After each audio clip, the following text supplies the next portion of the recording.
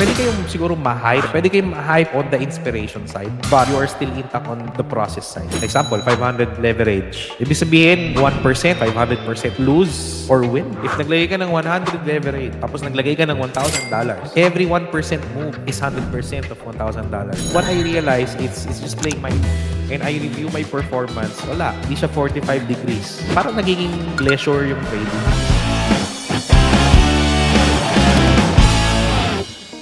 Pwede kayong siguro ma-hype, pero wag nyong i-hype na ipa-follow nyo yung ganung lot size, ipa-follow nyo yung ganung move, leverage. Pwede kayong ma-hype on the inspiration side, but you are still intact on the process side. Marami talaga, lalo na sa crypto world. Kasi maraming crypto traders sa Pilipinas compared to Forex tsaka gold. Example, 500 leverage. Ibig sabihin, 1%, 500% lose or win. If naglagay ka ng 100 leverage, tapos naglagay ka ng $1,000, every 1% move is 100% of $1,000.